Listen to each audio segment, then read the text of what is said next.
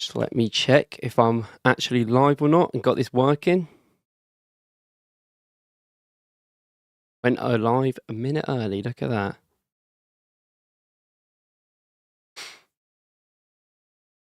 I'll just wait for some people to come in here. You know how it is. Oh, there you go. It's actually, you forget how delayed it is. It's actually kind of crazy. Kind of wait like a minute. Let me check the audio just quickly. Yep, seems good, seems good. Don't need to worry about that. Is anyone, I'm okay. How are you guys feeling? Yeah, I definitely need a haircut, yeah. Well, I was trying to grow it out long, but I don't think it's working.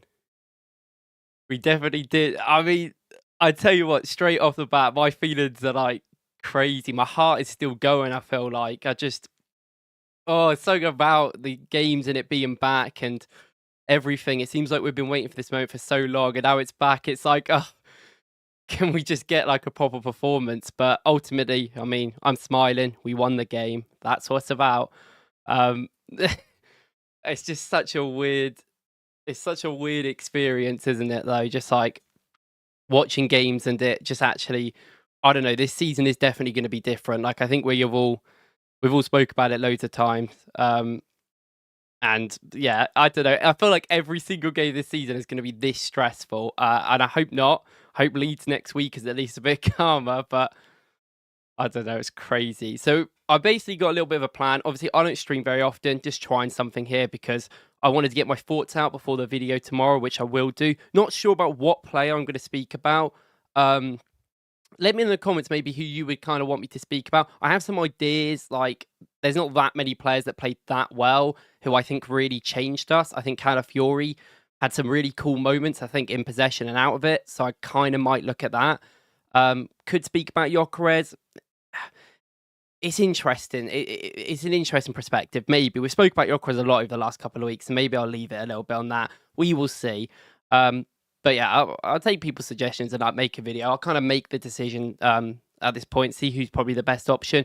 And I could do like a broader video, but it's not really my style anymore. So, I mean, maybe I think broader is more interesting than specific players. But we'll obviously see. We'll obviously see how we get into it. So I hope you guys are all okay. Obviously, that was a performance. So basically how this is going to go is I'm going to probably talk about some players. I've got the little tactics board out, you know.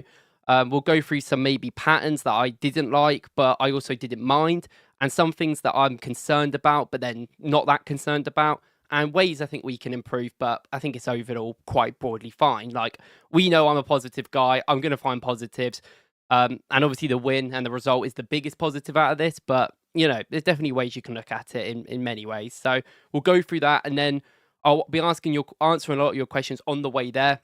In terms of like other questions broadly outside this game, like what it means for the future, we'll probably get into more in like after we've had a little discussion of the game, because obviously I think the game's more important for now, and then we'll talk about that after. And anyone knows I'm a bit of a rambler, and I want to keep this concise and like a nice video. So if people come back to it, they can actually watch it and not me just rambling on for 3 hours. So that's what we're trying to do here. So I'm trying to make it a little bit better and a little bit easier. So what my general thoughts about the game is that, wow, we are a weird team, aren't we? So I think some of the issues going into the game specifically were that United are a very counter-attacky side. They make games chaotic. They're a little bit like a B-Tech Liverpool. Like Liverpool, but just not as good. They're not as efficient. And I definitely think their signings in terms of Mbermo and Cunha especially, I should say, the more direct running that he did was very important. And I think in terms of defending, like, we've always been pretty good at defending transitions, I think, compared to a lot of teams. I think in this game we struggled a little bit, and I think that's down to more rustiness than quality or systems or anything like that. I think that just comes down to, like, I mean, I think some players just weren't at it today in this game. I think in terms of that play style didn't help us. We will get into the stats. Obviously, stats aren't fully relevant all the time. I kind of like think with the stats as well, you'll see in it, and you will watch the game, we all know that giving up control as easy as we do is just a massive concern. Like, I really worry when I see Arsenal give up major big possession based games and just not even bother. And I think like that is fine because look, we won the game. Like, at the end of the day, it happened. We got through it. But I do think in terms of our lineup that he put out was a brave lineup, and then we didn't play brave.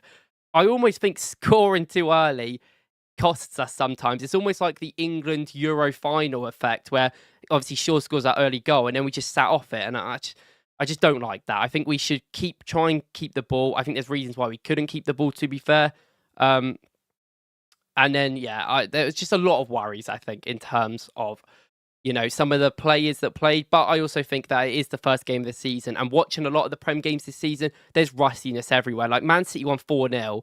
And in the first half an hour, they should have been 2-0 down. Their out of possession work was awful. And they were just giving up chances.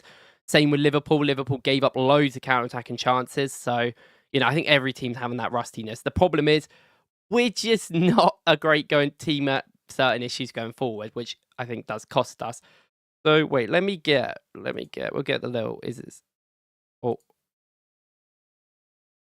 I pressed the wrong one. That's why I went black for a second. Sorry about that. You would think I would title them. So this is the little tactics board I've got. Obviously, it doesn't really matter at the end of the day. This is obviously the team that we played. Just at the start, just talking about the starting 11, I wasn't that worried about it. I was happy with the fact Calafiori played. I thought he should have played. I think Miles not only has looked a bit off it in pre-season, but I think in certain games like this, we've got kind of dribblers in there. Maybe you can argue we didn't in the end, but I just didn't really think we needed that. I think we needed someone to create chaos. It's funny we didn't really go forward. Obviously, Calafiori did score the winner. I thought he was actually one of our better players. Definitely some moments of weakness, but, I think everyone had a rough off day other than probably David Raya, who was exceptional. And I think in terms of White playing, I think that might be more of a Timber fitness issue than maybe a stylistic fit.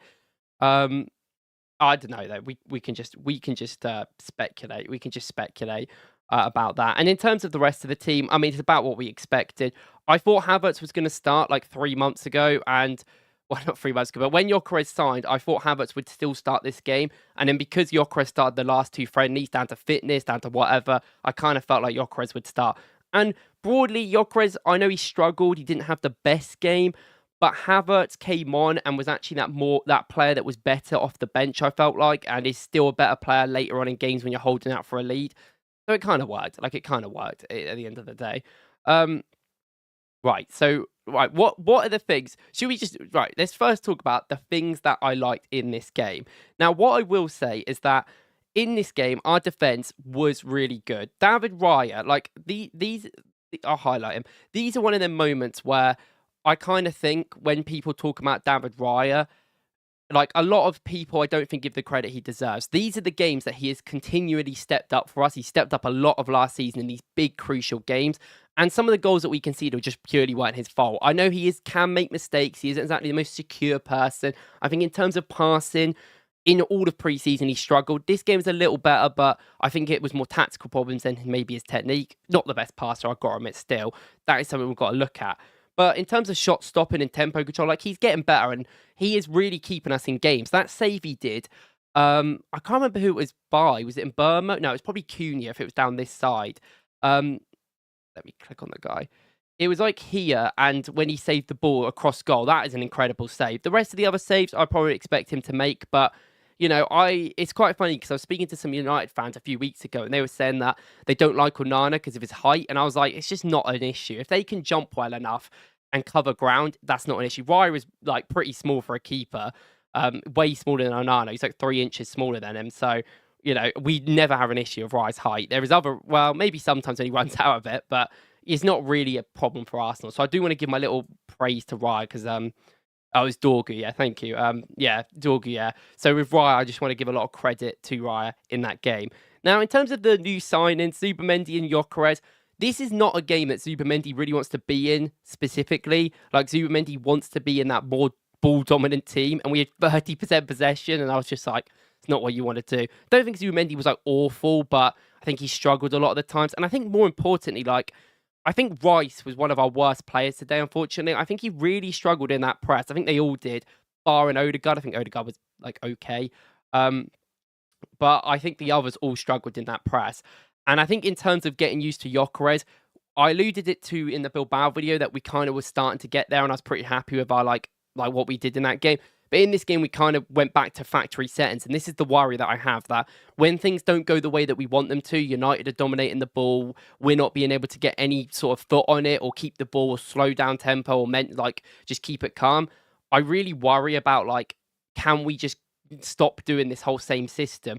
And in terms of, like, having the attacks, I think that we had some ideas that were all right, but I think we didn't really use Gyökeres the best. There was sometimes that De Ligt definitely, like, did get the best of him, and there's definitely the problem in this sport at the moment, I think, with physicality.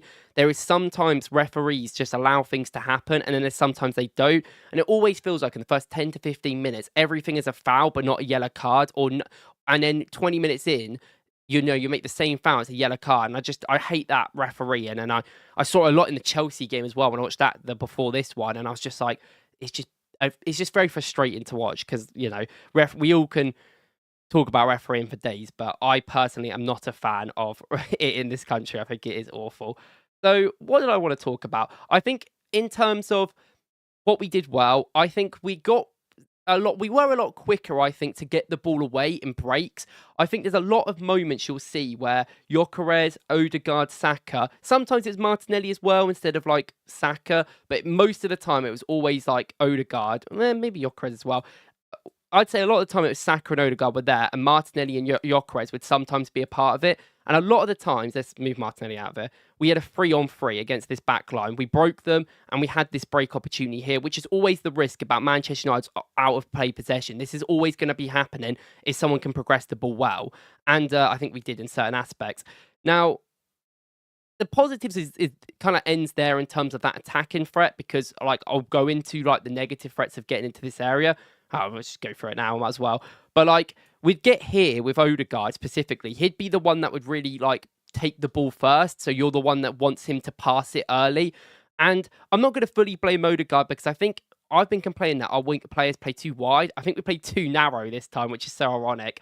I think the problem is with these two players are kind of, like, close, and I just don't think the adaptability of runs was happening. There's a few times where I think we got the ball down this right-hand side, and Saka and Gyökeres kind of make the same run, and I'm just like, in my opinion, we should just allow Gyökeres to make the runs he wants, and Saka should play off that. But also, I think there's a terms of fitness and, some other worries I have with some of our players that it just didn't afford that. I also think in terms of, like, Odegaard pressing, I think was good. I think in terms of like deeper play, I think also in terms of, like, sneaky passes, he was really good. But the big worry about Odegaard is that sort of control and the frustrating part about him when he gets into these areas. Can he put this ball through to Gyökeres, like, cleanly? And he just wasn't. It's not just Gyökeres. Like, he'd put the ball out to Saka and it would go too wide, or he'd have Martinelli out here and he'd just like mess up the pass, or in certain opportunities he'd go for a one-on-one and it just wouldn't be able to take the guy on. And in terms of, like, when we talk about 3-on-3 battles like this, you need dribblers, because as soon as one player dribbles past that, you've got an overload. And we've got the advantage because we're running with the ball at them, they're running back. And I know Madueke will help that. I think Madueke had a chance later on in the game. But I just think by the time he came on, we couldn't get any control of the game. This mostly happened in the first half, where we had some sort of resemblance of having that counter-attack on us. But in the second half, I just felt like we kind of shut up shop. We kind of went, well, that's not working, let's give up. And I get it, because this wasn't working at all. But yeah, that is a concern. And I said this on Twitter, I just think that the biggest concern in terms of this, and I look at this, is that I just want us to be better at counter-attacking team. And I do think Gyökeres and Madueke will help. It will take time. Like, it will take time for people like Odegaard and Saka to all learn these sort of movements. I'm not expecting them to just be amazing at it. And and that's why I'm not that worried, but I'm concerned, because it's like early game of the season, everyone's rusty. Like, every single game has been some real big rustiness. And I think by the time we get further onto the season, let's hope it's okay. Although we have some really tough games against great counter-attacking sides coming up, against Liverpool at Anfield, most notably.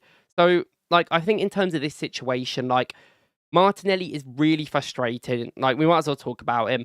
I don't think he was like the worst player on the pitch, but then we had a lot of bad players. So, like, is that really saying much? Probably not. Do I even have?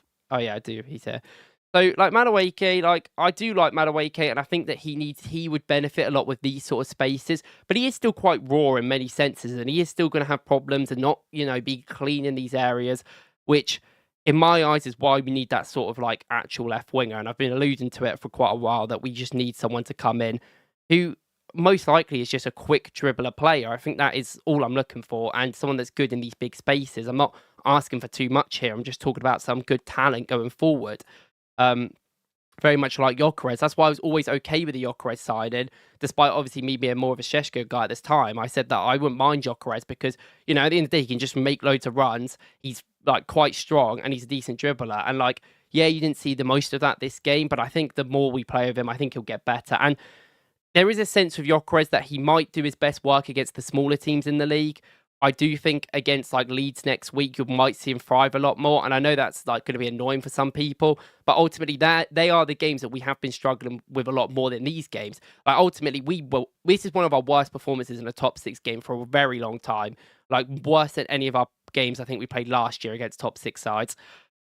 And like we still got a win, and we didn't win every game last year. Like even against like Chelsea away, like last year, we weren't brilliant. We drew 1-1. Like I know we had that chance late on, but we definitely had enough to win that game. And I came away from that game being annoyed that we didn't. In this game, I've seen people on Twitter go, "Oh, Arsenal were lucky again." I'm like, we have barely got much luck in the last year. Liverpool on Friday deserve to probably draw to Bournemouth. You can look at the stats all you want, but like ultimately, when watching the game, you understand the tempo. And Bournemouth had loads of chances to score. City won 4-0 because they're so good going forward, but they should have been 2-0 down to Wolves. Wolves were dominating them the first half an hour, and this happened. Chelsea should have lost to Palace. Like fundamentally, that free kick goal, law's the law now, but isn't enforced earlier on like last year when the same things happened. So when I look at this sort of thing, there's a lot of rustiness going on. And I think in terms of our like interchange in these small little areas, like our midfield, I think really did struggle. And I think it's terms of like getting to know each other a bit, playing against like like an opponent that is running at us a lot and is very like frantic in certain ways, and we want to calm things down. And I also think in terms of just like it's just rustiness. Like there is going to be a sense of that. Players don't go hard that much on pre-season, and you see it with a lot of games. And I think in this game, you look at this and you're like, right, we need to lock in a little bit. And in a sense, like we have always relied on our defense. I think I see some of you talking about in the chat. Like I do think Saliba was a bit rusty as well. I think sometimes he's a bit late on tackles. I think Gabriel as well struggled. These are on the wrong side, by the way. I do think there's that run that they had in the first half, and Gabriel kind of steps up and then like misses the ball. But Gabriel was a lot more assured the entire game. Saliba was like struggling. Maybe it was a pen, maybe it wasn't later on in the game. It is what it is. I think in real time it doesn't look anywhere near as bad as it does on that replay, so take it what you will. But Saliba, again. And it's not the first time Saliba has been a little bit rusty in these sort of these big games. Like I think in terms of nerves, Saliba is still someone that is trying to adapt to that. And I think it helps when we have this really calm backline. He's definitely one of the more emotional ones there, I think, than some of the other players that we have, which you wouldn't see by how he is as a person on interviews and stuff. But I remember that Porto game, and I always allude to it, but that Porto game, he was nervous so much when we played Porto at the Emirates, obviously years ago now. He definitely improved at this last year. I think in that Real Madrid game last year, even though he made that mistake at the Bernabeu, and there was a little bit of nerves, I think, especially like in the second half, he kind of kept it together for a lot of that game. So I think like he is learning, he is getting better. But I think this is one of them first games of the season when playing United away. Everyone's rusty. It's going to kind of be like this. And, it's just like, fixture list isn't really helping us, but it is what it is. Like we got the job done in the end. And I do think like this is when we talk about some of our senior players stepping up. Like I do think Raya really did step up. I mean, senior, he's actually one of the probably least experienced players within our team, but he is a very cool guy. He's very calm. And I think that is what we have to learn. I think Calafiori is just like fearless as well. I love Calafiori so much. Like a fit Calafiori, this team is just so good. Like in many ways, and I just think he was one of the players that technically I didn't really have much worries with, and I had a big worry of a lot of other players within this team. Um, there's one thing I do want to mention. There's one like specific detail which I do want to go through that really was concerning me before like we go in for stats and stuff. And that was in these sort of moments. It wasn't really Zubimendi. It was more like Odegaard, Calafiori, maybe a winger here. And I kind of felt like we had this system where they kept dragging us out wide. It would even be their wing back or like one of the attacking midfielders or whatever come to the wing. And we just kind of kept not seeing this disguised run into the half channel, which is really weird because the entire way that we've tried to play going forward, especially on this right-hand side over the last couple of years, is kind of through this disguised late run. You know, Timber used to do it loads at the start of last season for us, and it's been a big part of our game with Miles there doing it as well. So it was really weird. I kind of felt like in terms of the defending, I don't know if Odegaard was always supposed to come over to this guy, but I just feel like Odegaard, if anything, he's going to stand in the right areas off the ball. Like, I don't think he's not going to stand in the right areas that he's not being told to. So I think he was been told to stay there. Maybe I'm wrong. Maybe he was just rusty. Clearly could have been a real thing. But I feel like of anyone, I probably trust him a little bit more than some others. And they just kept being able to drag our players out wide and get in behind here. I mean, almost all of their chances in the second half were from this attack. And it was just a major concern for me, like a massive concern that seemed a way to get out of us quite easy. And then when they got in these positions, like they were able to shoot across goal, they were able to do things. Now, I will say we won't play against five backs that often that are going to be like this attack and wing back system. Like, we're not going to do that. It's a very specific system. So maybe like in the future, this isn't really a concern. And I always think Amaron has had good games against Arteta. Despite us obviously beating them, we should have beat them at the FA Cup and lost. And also this result is for that FA Cup like game. There's some people saying we got lucky. They got insanely lucky to even get through us in that game. So, you know, what goes around comes around, as they say. So, like, I always think Amaron like has this really good like play style in terms of against us, and it really does worry me sometimes. But, like, you know, we got the job done in the end. Like, we did have to rely on the defense. I think later on, Gabriel turned into an absolute monster, like, really, really solid. I think the players that came on as well, like, we have to talk about this. I'll get it up on here. But finally, we can all say that we had, like, a bench that I think we can be a little proud of. Like, before this season, I remember I always spoke to my, like, friends and family, and they always gone, like, that bench. And I'm like, yeah, that bench is a concern. Like, it really is. At the end of the day, wait, there we go. Look at that fancy work. So yeah, like this is obviously, I mean, the graphic designer of this is put white on white, which is not the best. Can I zoom in?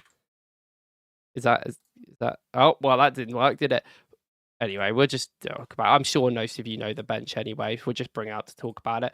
But yeah, like the bench obviously looked a lot more positive. Apparently, Norgard felt something and wasn't here, which could be true. You never know. Could be false. Like, I feel like if you're not going to play any of these players in this sort of game, I think Norgard is that. But then you've got to worry that if Zubimendi gets injured, Rice gets injured, then who's going to come on? What, Miles and DM? He's not really played there at the first team level, especially in the Prem. I think he has played there in a few cup games, maybe in Champions League as well. He's like filled in there, but not consistently. So that's a very interesting like moment.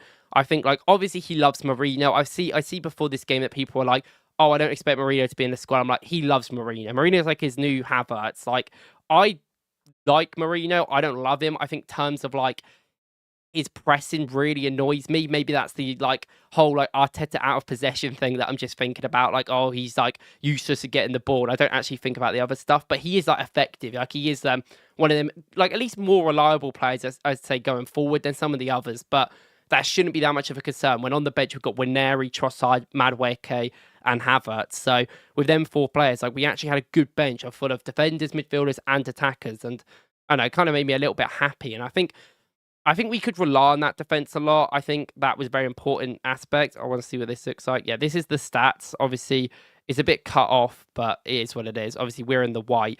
Now, this is the one thing that really concerns me. Like, this whole, like, 39% possession. Like, can we please not do 39% possession in these games? Like, your lineup, Arteta, was incredibly brave to play Calafiori and White, and I appreciate that a lot, and I think there was a brave team. But in order to get the best out of someone like Calafiori, and even a White as well on the overlap, is to just go and try and win the ball and have control. I will say for Arteta's sake that I think we didn't do this. Like I said, I think that Zubimendi and Rice just really struggled to win the ball back consistently and keep it, especially in that second half. And I think the issue with that is then Arteta kind of went, right, we'll just go and defend then. So if that is the case, and that's the reason why we went back and defend, I'm not too worried because I don't think that will be a normal reaction if we start playing a little bit better. But we've got to kind of lock in a little bit more. Like, I will say that. Like, we've got to have a level of the team where we kind of like, just figure it out. And I do think this is one of the issues. If Zubimendi and Rice aren't playing well, like who's going to play there? Who's going to come in? Like Ethan, maybe? I mean, he could do. This is where like an Eze would have really helped. I don't think Eze would have helped in this certain game if we are going to play his defensive setup, because he isn't a guy that covers a lot of ground. Like, he just isn't. But like, you know, maybe him coming on the pitch would have allowed us to be better on counter-attacks. And I think he definitely would have been if anyone watched that the Chelsea game before, because he, in them 3v3s, just knows when to make a pass. And he does shoot a lot as well, but I honestly don't hate it. Like, I think we need more of that. So, I mean, looking at the stats, like, I think the biggest concern was the passing. Like, the passing was really bad, and I'm concerned about it, but I'm not like worried, because ultimately it's like, look at our passes, 222, 75% completion. That's one of them moments where, is this going to happen consistently? No. Arsenal technically are like amazing all the time, nearly. And this is one of them rare instances where we just didn't do that. And I don't think the players have turned awful overnight. Like, I don't think that's the case. I just think this was maybe a bad day at the office for a lot of these players. And also, yeah, first game of the season, United away is not really that fun game. You know, if we got a Leeds at home as a first game, like even last season when we played Wolves at home, and then we played Forest at home the year before that, before they were like decent, we weren't brilliant at either of them games, I didn't feel like, especially that Forest game. Like, I don't really remember the Wolves too much, but I remember the Forest game 2 years ago. They scored that counter-attacking goal against us. I think Eddie scored and Saka scored that screamer from outside the box. We weren't that good in that game. But ultimately, like, it didn't really matter as much because we played like a weaker side at home. So maybe the flaws weren't as obvious to see because they gave us the ball a lot of the time. United didn't do that. They're at home, first game of the season with their new players. They're not going to give us the ball. So it's harder to kind of see the flaws in that sense. And then that, I think, really made us look weaker than we did. I think we've always started the season quite weak, like quite just not very good and not really connect with each other than 22-23 when we started on fire, when we kind of changed the tactics up. So it's going to take time. Like, it really is going to take time to play different ways. So I'm not worried like about any of that in many senses, but I do think there is a lot to learn from this game. And it's going to be weird now because we play Liverpool away in 2 weeks' time before the international break, which will be similar in many ways to this game. Maybe even hard, will probably be harder, of course, but it will be similar in terms of they're going to kind of make it chaotic and try and counterattack. But there will be moments where we get 3v2s against Konate and Van Dijk. You saw it loads against Bournemouth. We will get them opportunities. And if we're better than them in them opportunities, we will win the game. We just have to do that. And this is why when people are like, this is why every stat has to be taken in like motion. Like, you have to think about stats in terms of context. Like, I look at the stats in here and everyone on Twitter is like, oh, look at the stats we dominated. And United obviously did dominate us. They played a lot better. I'm not going to deny that at all. Like, I'm not. Our XG from open play was 0.29, not good enough. But our XG from open play would have been a lot higher if when we got into them 3v3 opportunities, we actually just shot or had a chance. Like, in most teams in Europe and especially in the Premier League nowadays are used to getting shots away in them 3v3s, and we just didn't. And like, if we like, it wasn't hard for us to get a shot away, is what I'm trying to say, and them opportunities. We just kind of messed it up. Tried to do a dribble, didn't take it. And it's like we did have the space there. It's not like we got dominated off the pitch and we just didn't take it. So as long as we can get them sort of things together, we'll be all right. We've always got our back burner of set pieces, so at least, you know, that hasn't left us. I mean, Calafiori scores on the line with I mean, look at the XG for it. I mean, by the way, I'm a bit of a hater of XG. Like, I know I go on about it in my videos, but I am a bit of a hater. How is Calafiori's chance a 0.61? Like, what?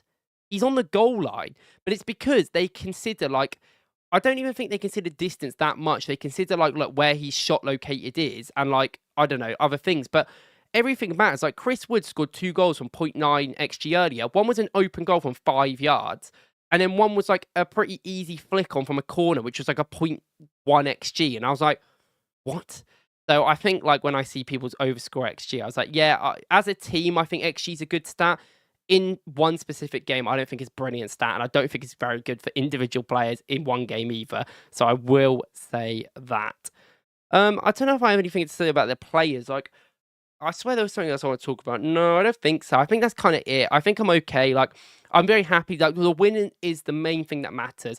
And when I went into this season, if anyone watched my like how to win the Prem video or whatever, in that video I spoke about mentality, and we just haven't been able to be resilient in games last season that much. We went 1-0 up in these sort of results and then drew 1-1 because one lapse mistake, one poor decision. And you can argue that maybe a penalty here and there to United, maybe, you know, Ryan not saving us, that still would have been the case. And I do think maybe there's an argument to that, but I do think we were a lot more solid today against a good team. I know we all look at United as like this quite weak team because of last season, but United are always like this. They always play better against the biggest sides, especially a team like us that don't play to the strengths at all of them. Like, if teams are going to exploit that space in behind 3-on-3 against them, they will get destroyed. We're just like not the team to do that at all.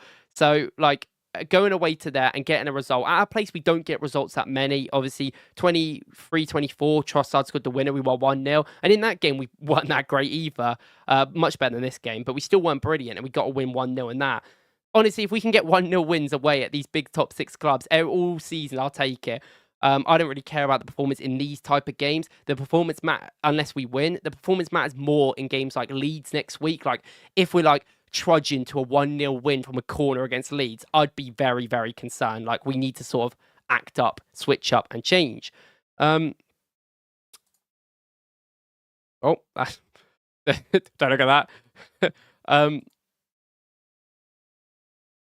Yeah, I mean, that's basically what I wanted to say in terms of that.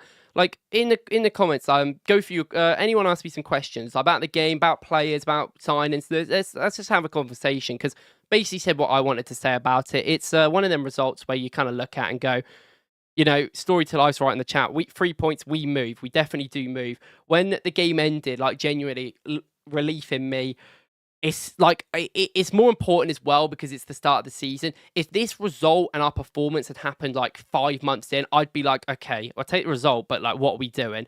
But it's not that bad because it's the first game of the season. So we can kind of allow us to be a little bit weaker in some aspects and be fine with it. And then we can also argue that, like, you know, it will get better. Like, there's always that copium with that, but I also think that's absolutely fine thing to have the like expectation of. So, you know, I look at it, I'm pretty happy. What about the left wing area? By game in. So I think the left wing area clearly just still needs a dribbler. Like, I have said this multiple times, and even though I am a positive guy, I will be very, very, very frustrated with Arsenal if we don't get a left winger in. I understand if they're trying to get Rodrigo and they're going all out for Rodrigo and they don't get Rodrigo and like stuff happens, but I don't think there's that many excuses. The money is there, reportedly. The money, you know, everyone goes on about, you know, it's there, we can spend money. We could have bought Eze if we wanted to, and we decided not to let him go to Tottenham. You know, I'm not the most happy about that, but I can accept that if a Rodrigo is to come in. Am I the biggest fan of Rodrigo? No, like, I'm not, fundamentally, especially for the price that it's going to cost. But sometimes how the market works, you don't really look at things like that. You just have to look at, well, what do we need? Is he on the market? Is he available? Yes. Pay the money. Like, ultimately, this is the season we need to do something. We should have done something 2 years ago, I would argue. But, like, no excuses anymore. Like, we have to go out there and buy someone. So that's what I think. I like Martinelli. If you said to me, I'd give you 70 mil for Martinelli, I'd take that. Would I be trying to get Martinelli to leave the club? No. Like, I think if he wants to stay, it's fine. And I prefer Madueke as a right wing cover. I think as a left winger, like we said in my video the other day, he can be good. I think his crossing will be really good. I think specifically he works really well with Woklz more than a Havertz. But I don't think that should be like our backup, like, at all. And Trossard, in my opinion, has to leave. He should have left before. What other comments we got? Do you think Arsenal should have been like City and gone for more goals instead of dropping back? I think, yes. I think we should have. In this game, I'm a little bit like allowing of us to be like, okay, let's not bother as much because of the first game of the season, United away, all that stuff. And I kind of give us a little bit of leeway in terms of that. But I do think, yes, you're like, that is a correct. We need to, like, not maybe in this game specifically, but in the future, we have to adapt to just be more aggressive, be more willing. If we're 3-0 up, then you want to sit back a little bit. Absolutely fine. Maybe even 2-0. But as an Arsenal fan, I don't know if I like that scoreline. So as a 1-0, like, yes, we can sit back if we need to. But I think in certain games, we definitely can't. Like, maybe United away, I'm giving us a little bit of leeway. But if we're to play Wolves away, for instance, or like some of these other teams, or even like understanding momentum, if we're playing Liverpool at home and say Liverpool start shaky and we score one to go 1-0 up, I want us to be on them and score and like try and score again in that moment where they're shaky, not allow them to gain control and let them get back in the game. Like I don't want to see that. Like you know, you've got to take the feeling of the game like that, and there's certain moments you've got to take as well. So I think in the future, we have to do that. In this game, I'm not too worried about it, though, like I will say. I feel like that was by the average, thank you. Jack said, I feel like Madueke Gyökeres barely had a good touch between them. Worried these are our marquee attacking signings. It's just going to take time. Look, Madueke's barely played like much pre-season. He's, you know, was on holiday and stuff. And like, I know people are going to talk about Chelsea. Did anyone watch like Gittins for Chelsea? Same problems I felt like were there. He really struggled. João Pedro barely got the ball. Like, I think a lot of these players are having the same sort of problems that have had that sort of big summer. I think Madueke will struggle a little bit at the start. I think it will take some time to adapt him. We do play a very different style to football than Chelsea, just fundamentally. I'm not worried about him as much. Gyökeres, it is what it is. He's a bit of a clunky player. He is going to have the odd, like, bad touch, wonky touch, and give it away. That's always been a part of his game. It's just trying to get him in the right areas. And we didn't do that enough as a team. And I know when Gyökeres did get the ball, he weren't that encouraging in some of the areas. But the areas he picked up, I don't like. So I'm like, you know, we'll see. If Gyökeres is like this against Leeds, I'd be very much more concerned. I'm like, United away it is what it is. I don't think he's going to be trusted in these like sort of games that much over the season, but we'll have to see. If not Rodrigo, then who can we get for left wing? Seems there is no one that is a clear upgrade on the left available now. Yeah, I kind of agree with that statement in terms of like, I don't agree with the terms. I think there is upgrades there, but in terms of like what's gettable, like in terms of like what Arsenal actually want to do, I'm not sure. Like, I kind of agree with that. Like, I would have loved Leao. I'm a big Leao guy. Like, I think Leao would have been great. I worried about the pressing for years, but then I'm like, at this point, I just don't care. Just give him to me. Obviously, that's not seeming very likely. Seems like he's going to stay at Milan. Like, we've been linked to Gordon. Like, I like Gordon, but I just think the money, Newcastle aren't going to get rid of anyone. Is there a point? Personally, I don't know. Then I look at, I mean, what other, but like, Lookman's available for 40 mil, maybe. He wants to go to Inter, though, so it might be hard to convince him to be like a rotational winger. Is Lookman better than Martinelli? Yeah, but is he going to be better for our team than Martinelli? That's things I worry about. Lookman is a very interior player. He needs like an overlapping player or someone to go to the side of him, which like relies on Calafiori. He's also not the most physical player, and in the Prem, he's always struggled, and I personally don't think any Prem team will sign Lookman again. I said this on the podcast, I've thought it multiple times. I just think that teams worry about him in the Prem, considering his factors of being in these sort of tight areas and struggling. But like, look, if 35 mil, if you want to get Lookman, go and get Lookman. If you want him to replace a Trossard who leaves for about 25, 30 mil, I think that's good business. Like, I do think that's good business. But it isn't going to be that like lights out left winger that I really want. And yeah, like, who else? Like, I don't think Barcoda's available. I know people still going about him. Just don't see it likely. I don't know. It does kind of seem like Rodrigo will bust, which is concerning. I say that. With Zubimendi, Rice and Odegaard, I really think we should have moved the ball better in the midfield, but we just didn't do it. Yeah, I agree. This midfield was the biggest concern in my opinion. I think. Yeah, I don't know. I don't know what was up today. I can't explain to you like how Rice and Zubimendi were, especially Rice off the ball. I thought was like really bad, but I'll just put it down to being early season wobbles. Hopefully. We'll see what happens in the next 2 games, and then we can kind of have a little bit more of a feeling. But I'm not too worried, but I'm not like too happy, if you get what I mean. It is what it is. Great result. Not the type of game I'm concerned with. Leeds next week is the real test to see what we do against low block teams. That's why James McCormick. Yep, 100% agree. Yep. Not a question, but 100% agree. Next week is the real low blocky, like, we sign players to be better against low blocks. Let's see them play against low blocks. This sort of result that Arsenal have had maybe isn't exactly specific like what we've got before, but we've seen like rough results like this before where we've just dragged out a 1-0 win away against a big side.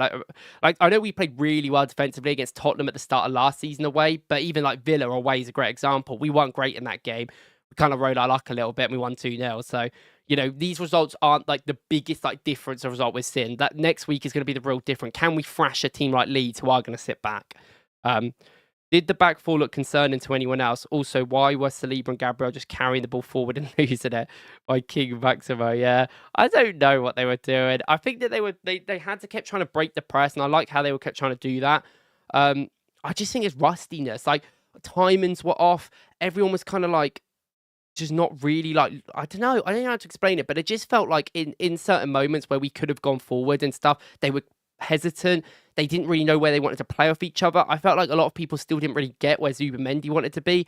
And like against Bilbao, we had that sort of freedom of being like, oh yeah, we can do what we want. We can do this. And in this game, we weren't given it. And I think that worried a lot of the players and they kind of just got scared again. So, you know, I'm hoping that on the ball specifically, we get better. Like I have worries off the ball, like we mentioned. Do you think overall, though, the defense like stood strong off the ball and defended well? Like I do think we did. United obviously had chances, but they're going to have chances. Like look at the attack they've got, like compared to what they've had before. So, you know, it happens. It happens. And sometimes like this, you need to rely on your goalkeepers. But you know, and we did. Oh my god, there's like loads of oh my god, I'm like so far behind.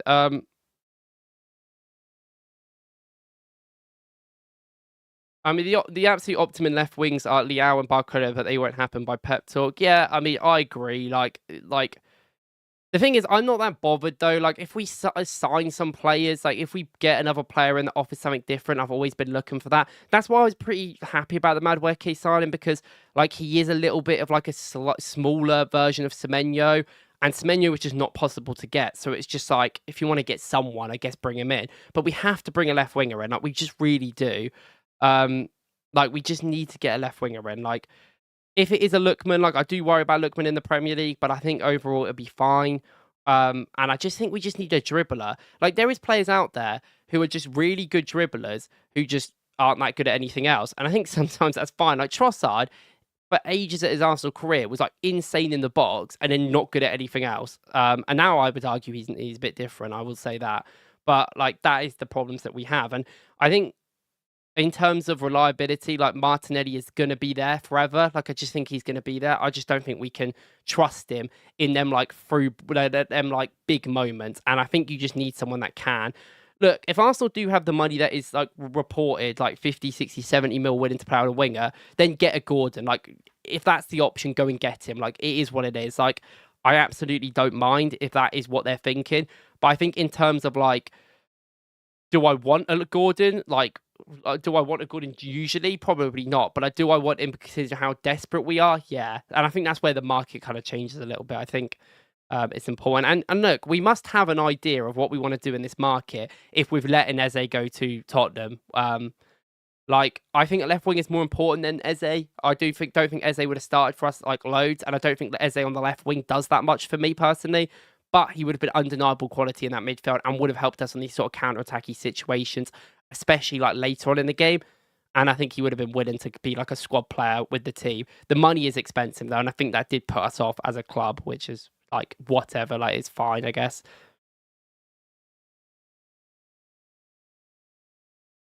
Right. Have you ever scouted Noosa? He looks like a very exciting young left winger by John.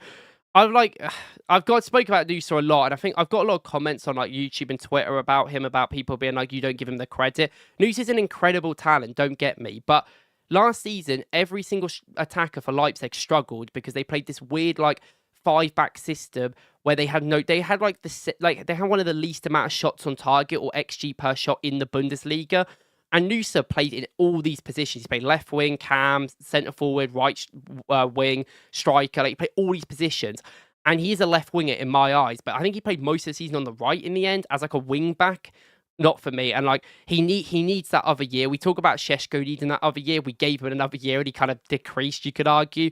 He needs like 1 or 2 years to get anywhere near it. And like Nuso is a better dribbler than Martinelli, but he's not better at anything else. He's not better off the ball. He's probably a better ball striker, maybe, but he's not like he doesn't shoot that like he doesn't shoot all the time either. So it's one of them things where it's like if you were like wanted a project winger, bring him in, but they also want like 100 mil for him. And we know what Leipzig are like when dealing with Sheshko. So I think in terms of that kind of makes him not viable. I prefer Yildiz. I know a lot of people like have issues with Yildiz, I think, off the ball. But in my eyes, you want like a proper like left winger in the box, like clinical, like great finisher. I love Yildiz. I think he's great.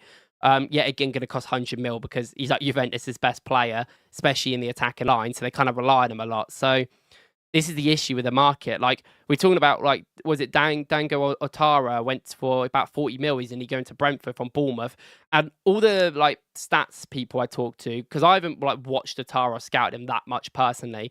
I've watched him a few times, but not like I don't really think it's a player Arsenal are going to go in for, so I'm not going to bother, you know. I've seen a lot of like stats people talking to me about him. Go, oh, this guy's great, like amazing, but like obviously 40 mil is still a lot of money for that. And I think if we signed like someone like that, people would be up in arms. Like, who is this? Like, why are we getting this guy? Like it's just that sort of thing, and it's annoying because like Semenyo would have been perfect, but he just signed that 5-year deal, like you guys are saying. I wonder if he'll leave next year. I wonder if there is something in that contract about like maybe leaving for cheaper next year, because that is what apparently Isak thought was going to happen when he signed the deal last year. And apparently, like, David Ornstein spoke about this loads on like The Athletic, about how like people sign contracts with the intention to leave the year later for a certain amount of money. It's just weird how contracts work. So maybe, but yeah, it's just a weird thing.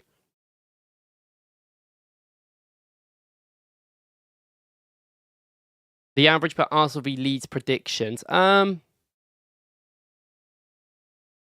I mean, at least our defence on one of their weaker days still kept a clean sheet, is what I would say. You know what? I'll go for 2-0. I know it's, we dominated 2-0, but if we won like 3-0, I'd be very, very happy with that. I mean, even like a 5-1, I think a lot of fans, like a 4-1, I think people would take a lot. Like, obviously, I'm a bit of like, I want to concede goals, want to get clean sheets, or, you know, nerd like that. But ultimately, like, even if we won like 6-2, let's say, or 5-2, I think people will be so happy to see our attacking line like break down these like low blocky teams. I'm so like, today was just nervous. Like going into a game against United, I didn't know how we were going to fare because they're just not a team that we play. Like we don't play these sort of teams that often, so it's very interesting. Especially away, first game of the season with these new players. But going into against Leeds, I'm really excited to see like what is our team going to do. Like, are we going to be able to like dominate? Are we going to be able to, you know, actually do the things that we were supposed to? I personally, I think if we are playing against a more low blocky team, which you expect Leeds to come out to do, Madueke has to start for me on the left, I guess. Well, he's going to have to. Is it the preferred solution? Probably not. But you know, we haven't bought a left winger, and we've still got Martinelli and Trossard. I don't want Martinelli against a low block. I'm sorry. I don't want to see it again. So yeah, that's kind of where I'm thinking about what with that situation.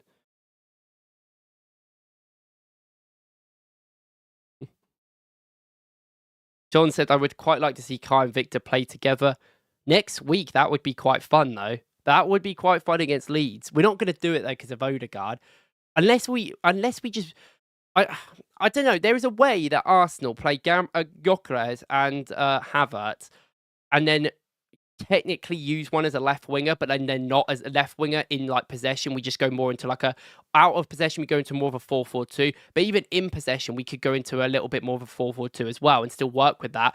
Have like Havertz come short majority of the time and then head the ball on for Gyökeres. Because the biggest concern, I think, in this, well, not the biggest concern, but one of the concerns in this game as well was Rise passing like straight to the head of Gyökeres. We're using Gyökeres like Havertz. No, don't do that. We need to, if you're going to go long to Gyökeres, it has to be to his feet, not his head. It's fine to do it 1 or 2 times, but not that much. Like, that's the big worry I have going into it. So I'm hoping against like Leeds, who I don't expect to press us. Maybe they do. As someone who has like watched Daniel Farke manage like at a huge amount of times, like I used to work at Norwich City at the kiosk when I was 17, and Daniel Farke was in charge of Norwich at the time, and like I watched him a lot, and that guy out of possession, not the best, and he plays this like weird possession-based style, and it's never worked in the Prem. So I mean, Leeds play tomorrow. Funnily enough, they haven't played yet, so it'd be fun to watch that game and see how they play. Obviously, I don't expect them to do that against Arsenal. Like you expect them to sit off a little bit, so hopefully we can get them runs. I think that's a game Gyökeres can really dominate. I have to disagree with Gordon. He's the same profile as Martinelli, will experience the same issues. I think in terms of, yeah, like I see what you mean. I do think Gordon is way better out wide, and he's a better runner. Like he's better at running in behind. Although on paper Martinelli should be good at that, sometimes he isn't. But I do agree with that. I agree with the fact that, like, is it worth paying 70 mil for someone that's probably not going to affect it that much? I agree. I don't think Gordon transforms us. I think it'd be a good signing. And we're desperate, so maybe that's what we do. But I don't know if that's like what I would have wanted at the start of the summer, or now. So it is what it is. That's good. Should we gamble on someone younger for left winger like Nusa, Fofana, if Rodrigo ain't available? Fofana's an interesting one because we have been linked with him actually, haven't we? Like multiple times. Lyon apparently want around 50 mil, which is steep. I will say that, considering they had money issues until that guy sold his shares or whatever happened, like with that situation. It was quite funny that like suddenly now they want 50 mil. They sold Cherky for, I think in the end it was like 40 mil, but like, you know what I mean? Like Cherky was their best player. I love Fofana. I think he's great. I actually think Fofana for this team doesn't move the needle a lot, but if you wanted to get a 40 to 50 mil guy in like that, he would offer stuff differently. And I think that would be like, if we're not going to get Rodrigo, I think Fofana would make a lot of sense. And I think Liverpool, if they have the money, that if they can't buy Isak and don't have the money for Isak, I think what they'll probably end up doing is try and get him Rodrigo. And then if they don't, it'll probably be Fofana. So, it's not always the worst idea in the world to tail someone like Liverpool and how clever they are. So I think like if that is our backup situation, I don't mind it. He's young. He's not going to be brilliant right now. But certainly better than what Trossard, I think, offers right at this second. Omar says, I swear everyone is focused on Gyökeres' performance, then Sesko on social media like crazy hate for real. It's the same thing, isn't it? Like, we didn't play great today. Like, fundamentally, United played better. But people on Twitter will be like, Arsenal are lucky, Arsenal are this, Arsenal are that. When all the other times we've played insanely well and not won, no one's cared. Like, so many games last season we played insane and just didn't win because we drew or whatever. Like, some stuff happened and it didn't go our way, and that didn't happen. Like Liverpool against Bournemouth, because they going forward, they're an exceptional side, but defensively they were struggling a lot. No one cares. No one cares about the 2 goals they conceded because they scored 4. Like, it's what it is. We won against United away. Like, it's still a tough fixture for us as a club and our team. Like, we've only won once there, like in ages. So we'll take it. Like, we will take it. Like, I think people will always harp on it with Arsenal, isn't it? And I think I think it's stupid. Like, I think as Arsenal fans, we have a right to be a bit worried about this performance in like what we're speaking about. But I don't think we should be like, we'll see how it goes the next couple of weeks and then make our decision, I think. But honestly, like getting the win early doors is what matters the most. When you get a couple of weeks in, it's then about performances and like seeing improvements of the team. Omar says, I'm hearing Lee Kang-in. I like Lee Kang-in. He's more of a right-sided player than a left-sided player, which does why I thought like Lee Kang-in would have been a good player to get instead of Madueke, as like a person that can like facilitate a lot of positions. And it's funny because I've always liked Lee Kang-in. I think he's a great player, but then no one cared about him until he's like played really well in the game he came off the bench against Tottenham. And he played relatively well in the Club World Cup. And people are like, oh, he's actually all right. Yeah, he's great. He's a great versatile option. Like, is he going to be that like star player that should start for Arsenal? Probably not. Is he going to be a good player that comes off the bench and helps us in games when we need it to? Yeah. But he's doing that at PSG. So would he want to leave? I don't know. Maybe he'll play more for us. But yeah, he's a good player. Like, Matoma for a dribbler. Yeah, Matoma's obviously like that, known as that dribbler. I think Matoma's levels have dropped a lot, and given his age, he's like 28, isn't he? Worries me a little bit because like Brighton are a bit scam artists, and we know what they're like with some of their players. So I do think like if you were to get him for like 40 mil, I'd be like, oh yeah, fine, but it won't be with Brighton. They'll be like, no, we want 60, 70, and I don't want to mess with that sort of stuff. Like, It depends on where you align with the factor of, do you think Arsenal have to get a left winger, like, no matter what? Or would you be willing if Arsenal don't get Rodrigo or even a, like, Fofana, let's say, would you be willing to leave it a year and then wait for a year to see if anyone's available, like a Leao next summer? Because that is the real standing point, because I'm kind of desperate at this point for a winger, and I don't really care, so I kind of just want a winger. Um, but I feel like we know what the club's gonna be like. Like, I feel like if they can't get a Rodrigo, if they can't get a, uh, even a Fofana, or Gordon, I think they'll just give up. I think they won't bother, which I'm not gonna hate them for. I understand it in terms of, like, business, but it's not exactly great, because this is the year we need to win, so I don't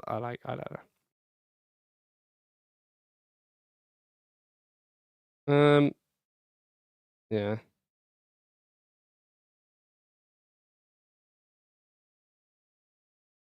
Do you want to spend 1 billion this summer to play basic watchable football? I hate all these talks about spending on this, buying that, but it's just like part of the thing. Like, ultimately, the squad isn't finished. Like, I'm taught we have to sell first before we buy, no matter what. And I think this is something people are struggling with.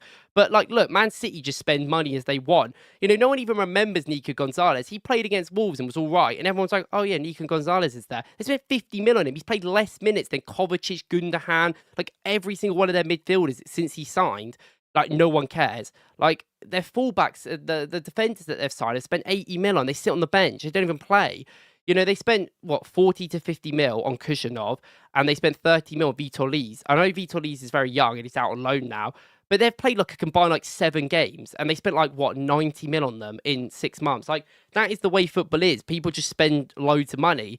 Like, there's a reason why Liverpool didn't spend for a year, and then now they're spending, you know, insane amount of money. It's Isak, Verts, like, they can spend 400 mil this summer. It's just how it is. Like, I I don't think, like, Arteta is not going to change his system up, and I'm still someone that, like, I want us to play more fun football. Don't get me, but we're not going to see us play more fun football against United away. We're just not going to. Like, we know what Arteta's like in these games. It's more about, will we actually be able to have play better, more attacking, fluid football against, like, later on in the season, barring this game, and then like against the Liverpool, sorry, against the Leeds, against the Burnleys. That's where it matters the most, because ultimately that is what the thing is. Like, Liverpool can play this really expansive football. It might look more fun than us, but you know, ultimately, until last season, like, they basically hadn't had more success for us since like 2020, when obviously we didn't have a team. But in terms of competitive nature of us and them, like, we were way better than them 2 years ago. Like, we were way better than them. It wasn't even close. So like, I'm not that bothered. Like, I'd rather Arsenal win than anything. I understand that we want to play fun, watchable football, but like, I just want to win. And like, this is one of them games, for example. Like, if we continue to play like this, I'll be worried. But we should take it. We just won against United away. If we can't have any joy in football, if at least the football isn't giving us joy watching it, like, we've got to take the result and solace in some sort of joy. Because like, I'm someone that like watches football for enjoyment. I don't watch it to be angry and annoyed and like all that. That's why I look at things very positive, because like I get when things are negative. Like, I've been an Arsenal fan for like a decent amount of time now, so I understand. Basically, the entire time I grew up, it was like awful. Like, you know, like, speak to Forest, speak to other people. They're growing up with Henry and all these like strikers, and I'm growing up with Giroud, and I know respect to Giroud, but I remember the Monaco games. I remember when he like single-handedly got us out of the Champions League. You know, I remember like all the mess we had with like Özil creating chances and we couldn't put them away. Like, it's just like it's just fun to at least have a competitive team, I think, sometimes. And I know it's not going to be the most fun football for everyone. I know people argue, well, we played more fun football then, but like, and I do think, yes, okay, we need to change it up in certain games, but I don't like. I still win over anything for me, and you know, the performances. If we can play really well defensively, like, that is a solace in that. Like, Tottenham away last year, we won 1-0 from a corner, but we played fantastic in that game. We had a game plan, we defended really well, and we were amazing. Can we do that every single game? No. And I think that's the problem with Arteta. He needs to understand that there's games you can't defend like that. There's games you can't rely on your defense. You need to go for it. That's where the attack is. That's where football in the Prem is like really going into. That's where I worry the most. But I don't worry about like. I think this is fine. Like, I don't worry like about this that much. Like, I think it's fine. John says, have we got enough creativity apart from Saka? I mean, this is the thing. Like, people can say we spent loads of money, but like, I still see an incomplete team, but I see an incomplete team with everyone. Like, I think people do just look at things like I watch City and Liverpool practically every game. Like, I watch every single one of Arsenal's games like 4 times, and I watch every single one of their games like 2 or 3 times. So I feel like I have a good enough level to like speak on them. And there's a lot of times where people won't look at it, but they were awful. I do not think Liverpool and City were good in their games, but because City won 4-0, you watch the match of the day highlights, you watch the highlights, and you're like, oh, they were great. But there's so many ways they don't control the game without it, and we do. And the problem is we don't just have that effect of being able to score when we want. They do, and that is the issue we have. But like, do we have players that are naturally like have scored loads of goals? Like, barring Odegaard, Saka, and Martinelli that one season 3 years ago now, which we can't even really like reference, and Havertz occasionally when forced to. Like, we don't score a lot of goals like over the pitch. Like, everyone spreads them out a lot more. It's a much more like, I don't know, we score a lot from set pieces. Like, we see like our defenders score a lot more than other teams. Like, we're just that sort of team. Like, creativity is not been great. It hasn't been great for ages. I do think that is more down to maybe some systems that we play, but I also think there's some fitness concerns. Like, yes, the systems aren't great, but we had like 10 3-on-3s in the first half of this game. That is not on Arteta for them 3 players to figure it out. That is about them 3 players being able to figure that out, in my opinion. Like, they have to figure that out. And Saka looks like off it. He's still struggling with his injury a little bit in terms of his dribbling. Odegaard, I think, like, his passes in the final third in terms of like quick actions are struggling. I think he's fine when we have settled play. And we're still learning to play with Woklz. That's going to happen. It's the first game of the season. But like, we still do need a left winger. Like, ultimately, we want to win the Champions League. You want to win the Premier League. Like, we're competing with PSG, City, Liverpool. It's unfair to put Liverpool in that situation, but Chelsea, these teams just buy anyone they want. And I get that we're not a team that can do that. So in any way that we can improve, we have to. You know, we've kept players at this club for way longer than they should have been. Like Nelson, like Conga's still here. I know like these aren't like elite players, but other clubs just get rid of players that are like you would rate. Like, it's the same argument you can have with Martinelli. Should Arsenal get rid of Martinelli? But he does these great things off the ball. But you know, Man City got one offer for Savinho, and they're like, "You're out the door, mate." And he played majority of their games in right wing. He played like over 25 games in right. Like, he's a major part of their starting 11 and how they play. But they don't care because they know that they can just reinvest that money in someone that is better, that can stop his inability. Because like, we can all agree that Savinho is a great player, but like, final third, he wasn't good last season. You know, he's not a great guy inside the box. Arguably a little bit like sometimes Martinelli, and they instantly, if you're going to give us good meals, 70 million euros, 80 million euros from Tottenham, we'll take that. And I think Arsenal need to get, like, we're not in a position where we're ever going to be like that, I think, in terms of a club, because we love our players and we keep them for ages. But I do think there's a certain level if we need to, and I want us to. And that's what we need to aspire to be if we want to win. Like, I get we have a lot of players that could do damage now, but there's also, you know, we've still got like Jesus here. He's injured. Like, what is he doing? Like, what is the plan with him? Like, you know, we've got to sort things out. Like, I think it just takes time. Like, I understand. I do understand. I understand. Like, I get it. But I don't think we need to play fluid football to win the league. Like, I just think we need to play quicker, maybe a little bit better, a little bit play with Woklz, and then we'll be absolutely fine. But I appreciate it. I do get what you guys. Stay humble. I do get what you're saying. Like, I do get what you're saying. We'll have a couple more questions because I didn't want to ramble on, but we have gone for a bit. But we'll just have a. Adam said Odegaard does good job until he's hesitant with shooting and passing the final third. 100%. Like, that's the big problem. Like, Odegaard is the thing I have with Havertz. Like, Havertz isn't the best footballer in the world.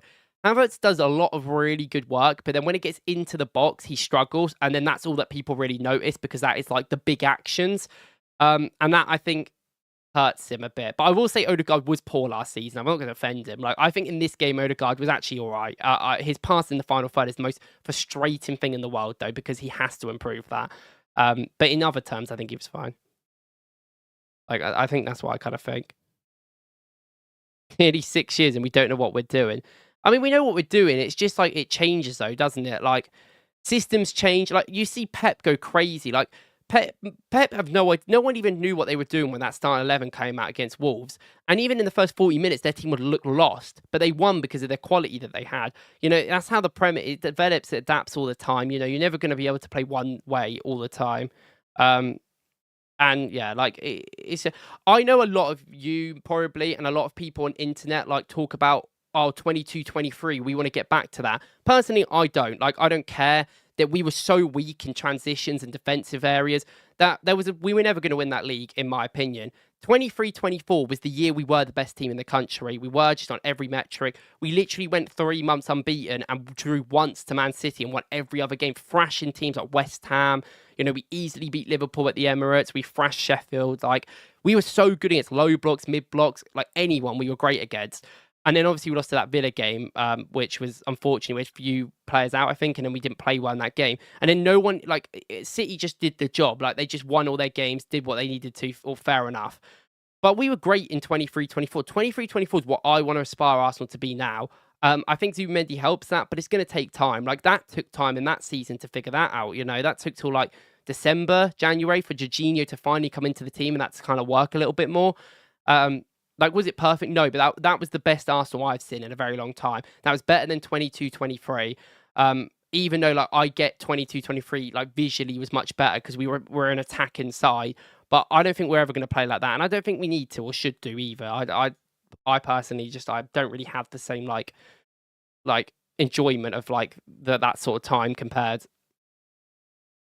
Jesper said, I don't think the squad knows how to put Gyökeres in the best situations for him to be the best version of himself yet. 100%. This is what I mean. Like, people are going to complain and be annoyed, but look, like, we'll give it a couple of weeks. We'll give it a bit of time to see how things develop. The main thing at the start of the season is just getting wins. It's not about performances at this early on. It just really isn't. That's why a lot of teams have not, I just don't think we have really cared.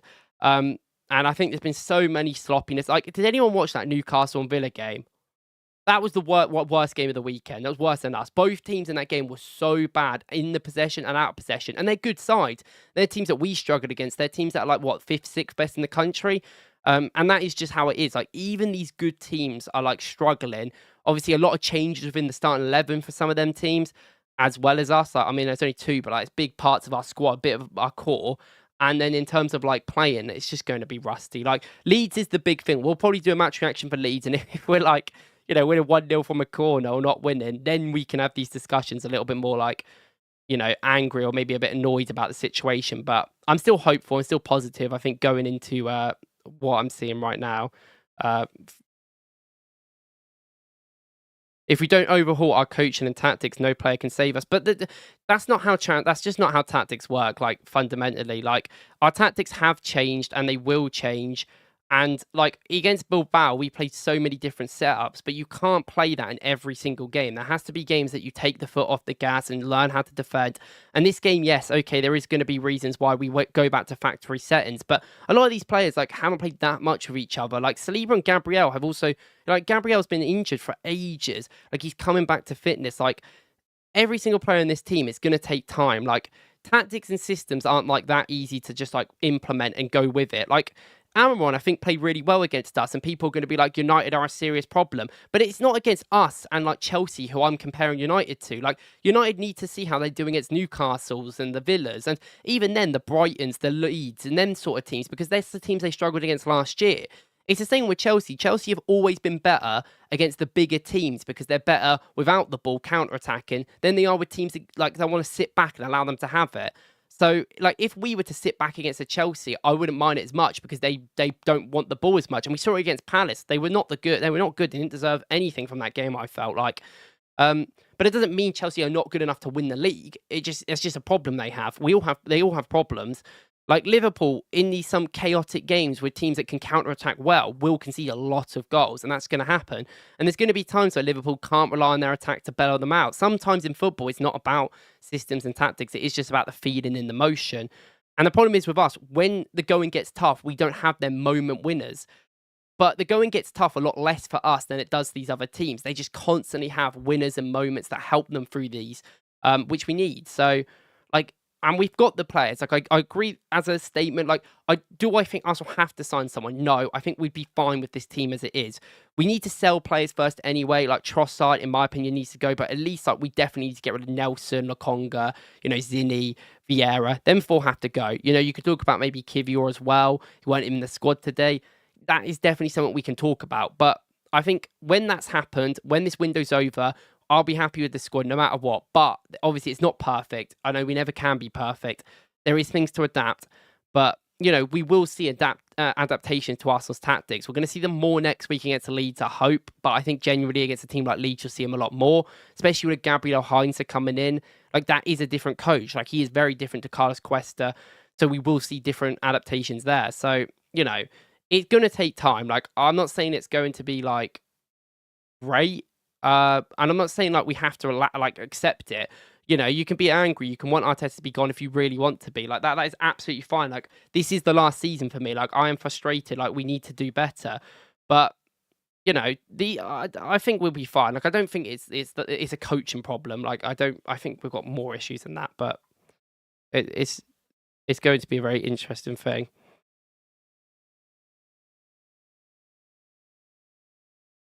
Well, yeah, but like you just okay. Well, whatever. Yeah. What do you think about City? Are they going to win the Prem? I mean, I don't think so. Uh, I don't think City are that good. I mean, like, I don't know, man. It's this sort of thing, though, when people go on social media, they watch them in their game against Wolves and they're like, oh, this team are amazing. But look, like, Tijani Reinders is not going to get judged, in my opinion, on the games against lower league oppositions when they're playing, like, awful teams. He will get the ball. He will be able to do what he wants and have fun. Great. The issues I have with someone like him is how good is he at defending? He's not good. They have, obviously, Rodri's not there. And I don't think Nico is brilliant. I think he was all right against Wolves. And there were so many times where they got in at the right wing and Wolves, and they just didn't take the opportunities. I mean, they scored an offside goal because they went too early, but that would have been a goal as well. So I look at opportunities like that, and I'm like, I think it's easier to be more positive about these sort of teams when they respectfully play teams that aren't going to be competing. Like, I know United aren't the best team in the country, and I'm not saying they are, but Old Trafford is an infinitely harder game than playing Wolves away or Bournemouth at home or even Burnley at home. Like, it just is. So, like, comparing us as well to, like, these sort of teams is just so hard right now. I always give it at least 10 games until I see patterns and how teams play, because then you've played half the league. But it's just, like, it takes time, doesn't it? Like, it really does take time.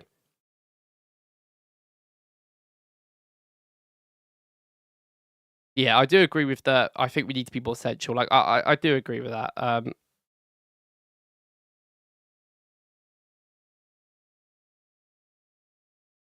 I think stay humble. Some of the things you say you are just completely convoluted yourself. Like, you say we don't need to invest, but then you say, like, well, when United have a problem, they buy someone and we don't. But, like, that's why I said we should invest if we have a slight issue with Martinelli.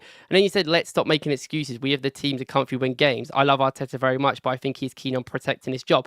Protecting his job is winning. Like, I know that the board don't internally have a problem with him, but if we come sixth or fifth, he's not going to have a job anymore. Your job at this point, at least for the fans' sake and, like, your entire public image, is to win. Like, you need to win. Like, ultimately, he wants to win the games. I don't think he's going to sit there and go, oh, I'm going to bun this game off because I'd rather have a like if Arsenal go to Anfield and play out for a draw, a lot of Arsenal fans will be complaining. But you've just got to understand, it's a long season. We've got time. We need to figure things out. Like, if we're not playing the best, and fundamentally today, does people actually think it was Arteta's fault we were bad? Like, do you guys think it was Arteta's fault we were bad? Because in my opinion, the players just were off it. I don't think yes, we were conservative and we could have gone more forward, but I think Arteta did that because the players on the pitch were just awful. Like, we could not control the ball at all in that midfield. And that's not on Arteta, that's on the two midfielders. That is on them, Rice and Zubimendi, who we spent a lot of money on. If they're not up to it, I don't blame us for going back more into a defensive mould. Like, I think in terms of, like, that, I think that is the sort of thing you've got to look at.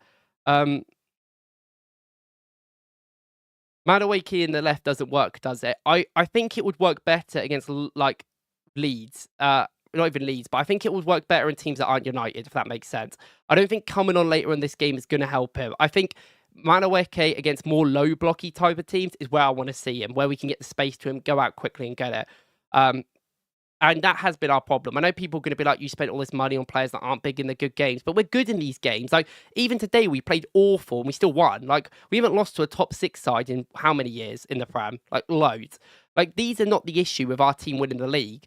Like, our team winning the league, the issue is the mid blocks, the Villas, the Newcastles, the Brightons, the Brentfords, and then And then also the lower teams as well, like the Evertons, we always struggle against. Like, them sort of teams are the real teams that we need to get better at. And I think Madueke will get better at that. Do I want Madueke as a left winger consistently though? No. I don't think it's the perfect solution, but I think it's good. I think it's a good solution for now, personally. United played well. You're right, John, as well. We've got to give credit to the opponents. Like, it's not all about Arsenal. Like, we have got a good team, but their team is much better than last year. I think people are still in the mind of last season. Like, it's one of them things where I think that we've got to give credit to United, of course. Like, I respect United. I mean, I don't, but no, I respect like their signings and stuff. And you've got to always put your hands up sometimes. Like, if we get beaten by a better team, it is what it is sometimes. Like, but we didn't get beaten because they can't score. So, thanks to Luguna, smash the likes. Thank you. Watch his content as well, guys. Also, you're a go to live streaming. Obviously, I don't live stream very often, just by myself here, but we're talking. Stay humble. Today, I thought Martinelli was a bit more proactive, but Saka was anomalous most of the game. I would throw Madueke in place of Saka because obviously they're more physical United defenders bullied Saka.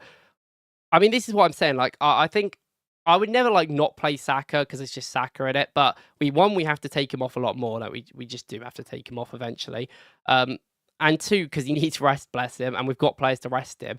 But like also like with Madueke and like Saka in that sense, if there is games that Saka isn't working, if his fitness isn't quite there, which I still think is an issue, and I think his dribbling inside was really struggling, absolutely fine. You can have off games. You're allowed to have off games. Like everyone else in this team has had off games. Rice has, Odegaard has. It's allowed. So we can just take him off. And like I agree. Like sometimes that Madueke could be the great idea, but problem is obviously with Martinelli in his form. I don't think. I don't know. I don't know if they want to do that consistently. But I will say that makes sense.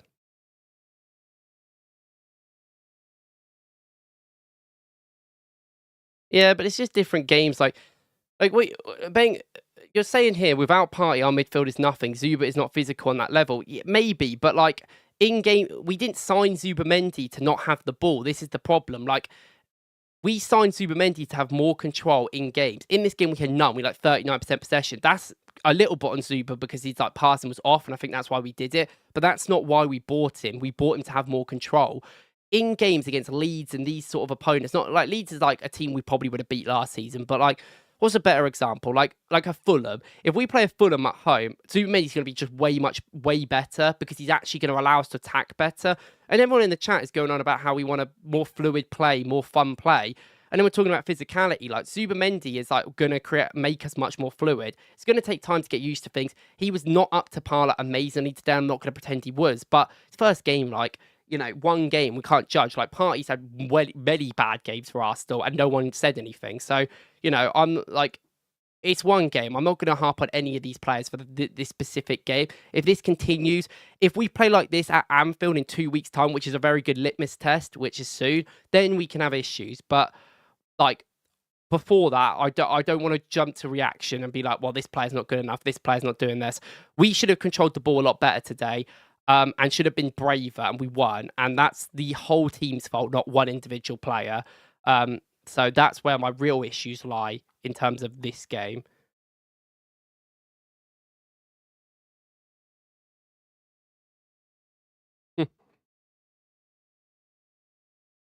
Yeah, I know. I do agree with what you guys are saying about Martinelli. Like, I'm not gonna pretend like he's amazing. Like, I do agree with you, you guys, with the sense that like he is a concern and maybe he should be used more of a sub. I've always used the word reliability. I don't think he has it.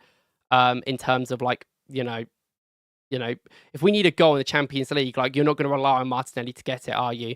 Which worries me. I know, like you can always say, well, not everyone's no one's reliable. Okay, of course, but if your Chris is like 1-on-1, I trust him to score. If Saka's 1-on-1, I know he misses a few of them. I still trust him, and it's that level of what I want to see with Martinelli, which we don't have. And yeah, that's the issue I have. I worry if Martinelli's going to start long term. And I just think he'll play Madueke. If we don't sign a left winger, he's going to play Madueke there. Like, he will. Madueke will end up being a starter for us at left wing if we don't buy a left winger, which you can like or not, but I think that's what he will do, personally. get a few more questions. What is your expectation from Dalman this season? Like, he's got to play at some point, but the problem is that sales, isn't it? Like, we've got so many players in our squad, like Kivior, Norgard, obviously all the players we don't want. They all missed out today, and they're playing, like, we signed Norgard. He's going to be in this squad. So if they're not getting in the squad, Dalman's not going to get in the squad either. Unless an Ethan gets injured, I can't see him coming into the squad in that way in the Prem right now, unless we have a few injuries. So it's going to take time. I hope Dalman does play. I think he's good enough. I think he's like vitally good enough to play. If we sign a left winger, it's funny because I think if we sign a left winger, it might give Max Dalman more of a chance because actually no, it wouldn't give him any chance. Really. No, I think if we sign a left winger, like it's less of a chance of Max Dalman to play. So we'll see. We'll see what happens. But he should play some cup games, I think, which is absolutely fine. Like, I'm not going to harp on and make sure that he plays. It is what it is. Like, we still need to sell the players, man. Like, Vieira's still here. Like, Ziddy's still here. Oh. How will we have more control with Zuba when he averages less passes a game than Partey? But it's not about that, is it? It's not about passes. It's about when you do passes and who you do them to. Zuba Mendy's a much more like efficient passer in terms of like finding areas all around the pitch. Partey basically just passes down the right-hand side every single time and was a passive passer. Like sometimes when you look at like some stats as well, like people go on to me about every time I say Odegaard's not a great progressor, everyone goes, well, yeah, but look at his progressive carries. Everyone saw his progressive carries today, right? In loads of space, he carries it from the halfway line to about the final third and then passes it away. Like that's not a good carry. That's just a carry in space outside the block because you've had to do that. That's not an incisive carry in congested areas, which actually makes an attack happen. And that is the problem. Like, he made 8 or 9 against PSV when we were dominant, and that was because they were just allowing him to run up the pitch. But he wasn't exactly hard. He just ran into open space. So I think with like, in terms of that, with like Zuba Mendy, like he will just make us a much more better because he is going to be doing these crosses like we saw against Bilbao, these incisive inside passes. But it's better when we have teams deeper, like when we'll be able to control games and push them back, then we'll get to see the real aspects of him. Like he is not going to be a like someone that breaks up play as well as someone like Partey. Like he just isn't. He isn't that physical. He isn't like that level. But we're not a team that has not got the ball that often. I know in this game we didn't, and that's a concern. But most of the time for Arsenal, the problem is we have the ball and we don't do anything with it, not the other way around. And you've got to buy players to what fits you the best, not like in thinking about every moment. And we've got enough players that can easily step up in these woes. I've always said if Zuba Mendy isn't playing well in DM, just put like Mascara there, put Lewis Skelly there. They're the more physical area coverers that you're going to want. Not going to be anywhere near as good as passes as Zuba Mendy, but if you want that sort of level, we've still got players there. So it's just not like that big of a concern in my eyes. But I understand, like it just takes time, and also like there's adaptability going to happen. By the way, like Zuba Mendy played with, it's like some of you were saying, like Zuba Mendy did play with bad players last season. Sociedad were awful. And like, it's just going to take time, like to play with better players and understand where you got to go in movements and runs and passes. Comparing I always say this, it's like when people do the circle diagrams and they compare it, I always want to see context around it. Like people used to do that with João Neves versus Rice and be like, well, Neves does everything and Rice does nothing. But fundamentally, Neves plays for PSG, who are over-dominant in their league, where no one even tries. No one even presses in that league that well, like, at all. In our league, every single game, you're playing Leeds, and they're still on you. They're still sitting deep. They're making it hard for you. They're being physical.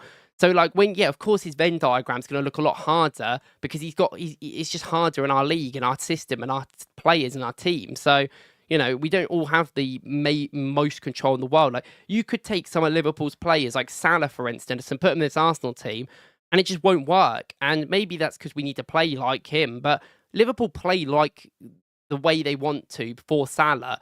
And maybe we should do that with Saka a little bit. But Saka's so good at everything. I think we kind of just play the way we want to, and he just kind of does what he needs to.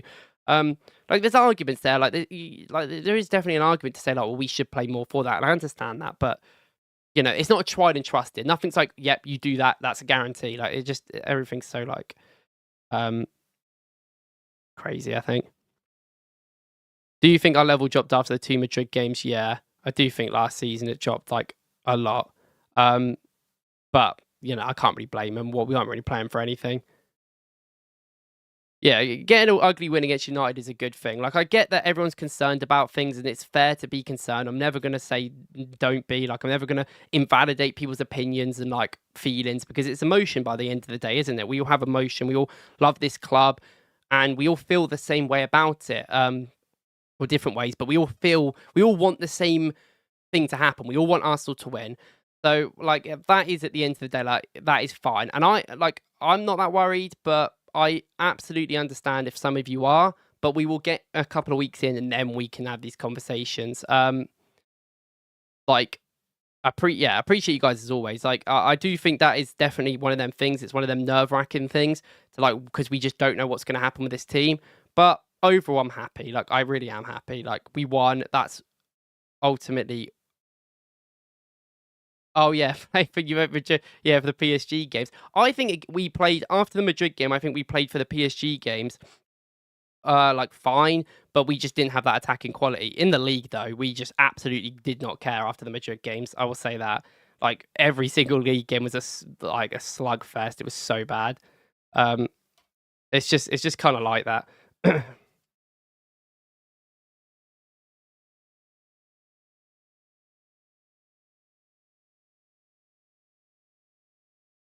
Okay.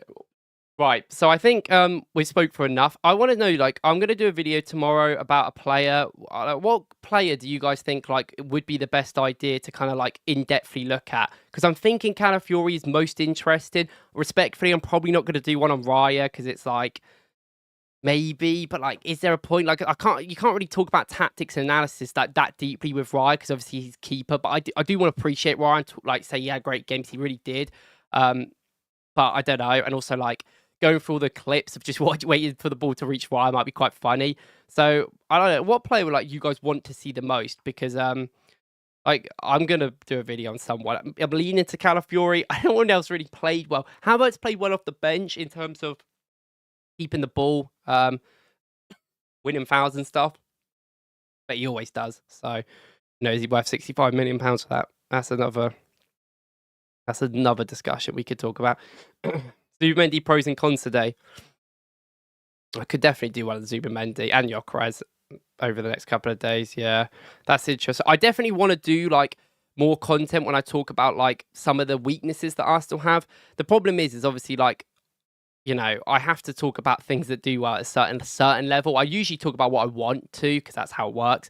But like sometimes like I do like not even a negative video about Arsenal, but maybe like a slightly like video of like this was a problem and no one cares, and it kind of just like it upsets me. And I am seen as that positive guy, so I kind of want to keep it like that. But I do think Zubimendi is one of them things where we can look at the pros and the cons, because it is interesting and it is his debut in the Premier League. So I think I will try on that. I think Calafiori as well. Maybe we do two videos. Interesting. But we do videos all week. You know how it is. We continue the grind, making videos all the time, even though I've got another job, but it's fine. But yeah, Rice and Super double pivot. That is, I love. Don't even start me. I could talk about that for hours. I do love that so much. But yeah, like I appreciate you guys always hanging out. Like I see you guys in the chat, like Omer, Pep Talk, like you guys have been here the entire time. Like I appreciate that a lot. Like John as well, you've been here. Like I just really appreciate all of you guys. But it may be a bit negative. Yeah, 100%. Like obviously I don't stream that often. I want to start streaming more. It's just, it's you could probably guess by my mannerisms and how I am as a person that like sometimes some of this stuff is a bit like difficult for me, but always learning, I'm always getting better. And like I just it's fun, isn't it? Making content is a privilege and joy, and talking about this club is great when it goes well. Sometimes it's not as fun. But I do appreciate you guys so much for being here. And I want to continue these though. I do want to do these again.